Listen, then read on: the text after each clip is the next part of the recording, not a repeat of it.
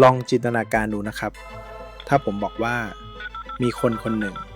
เขียนคู่มือการใช้ iPhone ในยุคที่มนุษย์ยังเดินทางด้วยรถม้าในยุคที่ไฟฟ้ายังเป็นเรื่องไสยศาสตร์และคำว่าคอมพิวเตอร์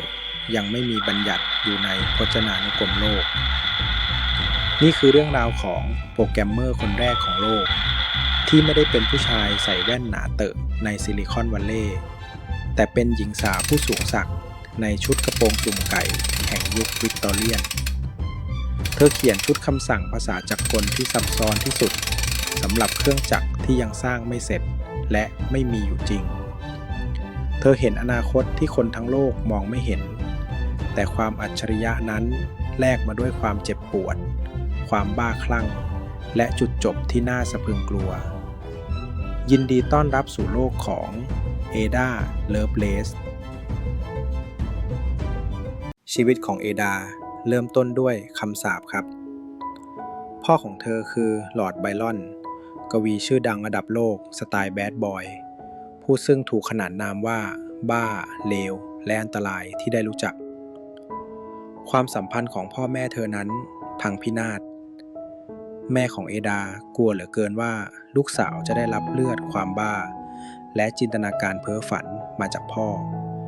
เธอจึงขังเอดาไว้ในกรงขังที่ชื่อว่าวิทยาศาสตร์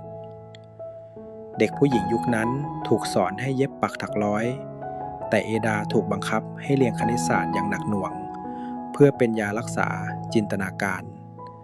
แต่ยิ่งห้ามเหมือนยิ่งยุแม้ร่างกายเธอจะอ่อนแอป่วยกระสอบกระแสะจนบางครั้งเดินแทบไม่ได้แต่สมองของเธอกลับโบยบินเธอไม่ได้มองคณิตศาสตร์เป็นแค่ตัวเลขแห้งๆแบบที่แม่ต้องการแต่เธอมองมันเป็นบทกวีเธอเรียกมันว่า poetical science วิทยาศาสตร์ทางกวีจนกระทั่งอายุ17ปีจุดเปลี่ยนชีวิตก็มาถึงเธอได้พบกับชาร์ลส์แบปเบจชายผู้กำลังพยายามสร้างเครื่องจักรที่คิดได้ในขณะที่คนทั้งโลกมองว่าแบปเบจเป็นตาแก่สติเฟื่องที่กำลังละลายงบประมาณแผ่นดินเอดากลับมองเห็นพระเจ้าในเครื่องจักรนั้นแบปเบจออกแบบเครื่องจักรเพื่อคำนวณตัวเลขแต่เอดาเธอมองทะลุไปไกลกว่าผู้สร้างเสียอีกเธอพูดประโยคที่สั่นสะเทือนวงการว่าเครื่องนี้ไม่ได้มีไว้แค่คิดเลขถ้าเราแปลดนตรีเป็นตัวเลขมันก็แต่งเพลงได้ถ้าเราแปลงภาพเป็นตัวเลขมันก็วาดรูปได้นี่คือคอนเซปต์ของคอมพิวเตอร์ยุคปัจจุบันเป๊ะๆแต่อัจฉริยะมักเดินอยู่บนเส้นได้บางๆระหว่างความฉลาดกับความวิบัติ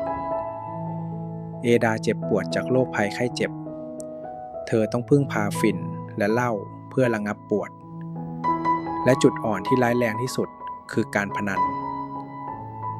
เธอเชื่อมั่นในคณิตศาสตร์มากเกินไปจนพยายามสร้างสูตรคำนวณผลม้าแข่งสูตรคำนวณนั้นล้มเหลวไม่เป็นท่าจากเลดี้ผู้สูงศักดิ์เอดาถลำลึกสู่หนี้สินก้อนโตเธอต้องแอบเอามรดกตระกูลไปจำนำถูกแก๊งมาเฟียขู่กันโชคชีวิตจริงของเธอกำลังจะพังทลายสวนทางกับสมองที่กำลังจะสร้างประวัติศาสตร์ปี 1852